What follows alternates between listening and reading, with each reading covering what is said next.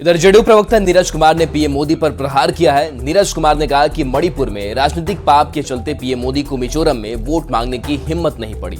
नीरज कुमार ने कहा कि कुछ राज्यों में बीजेपी की जीत हुई है, लेकिन तेलंगाना में करारी हार भी हुई है। नीरज कुमार ने कहा कि INDIA गठबंधन एक सीट पर एक प्रत्याशी खड़ा करने की योजना बनानी चाहिए।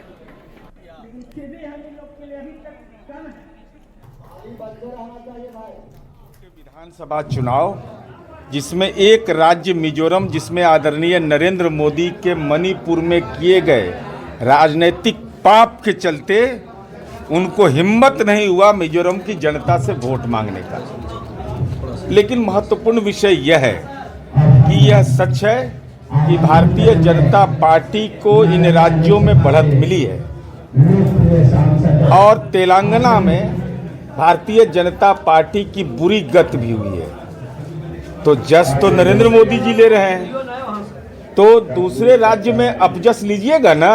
निश्चित रूप से इस बात को रेखांकित किया जाना चाहिए कि क्षेत्रीय पार्टियां, वामपंथी पार्टियां और कांग्रेस सहित तमाम राजनीतिक पार्टियों को एकजुट होकर एक सीट पर एक उम्मीदवार 1 to 1 का फाइट इस देश के संविधान को बचाने के लिए। संसद का शीतकालीन सत्र आज से शुरू होगा। यह सत्र 22 दिसंबर तक चलेगा। 19 दिन में 15 बैठकें होंगी। शीतकालीन सत्र में 19 बिल पेश होने और 2 फाइनेंशियल आइटम्स पर चर्चा होने की संभावना है। साथ ही महुआ मोइत्रा को लेकर एथिक्स कमेटी की रिपोर्ट आज लोकसभा में पेश की जाएगी। तो 19 दिन में 15 बैठकें इस शीतकालीन सत्र में होनी है, जिसमें महुआ मोइत्रा की रिपोर्ट पर चर्चा की भी बात सामने आ रही है और एथिक्स कमेटी की रिपोर्ट आ जाएगी। लोकसभा में यह रिपोर्ट पेश की जाएगी, तो निष्कासन की सिफारिश पर भी महत्वपूर्ण फैसला हो सकता है। आज से संसद का शीतकालीन सत्र, और यह शीतकालीन सत्र कई मायनों में काफी महत्वपूर्ण 22 दिसंबर तक शीतकालीन सत्र चलना है।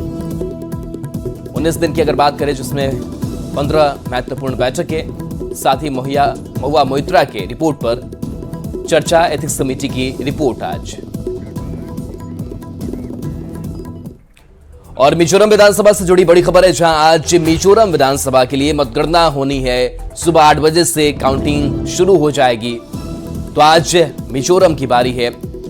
एक दिन बाद यह काउंटिंग हो रही है। 40 सीट पर 7 नवंबर को मतदान यहां पर हुआ था। गिनती के लिए 13 केंद्र यहां बनाए गए हैं।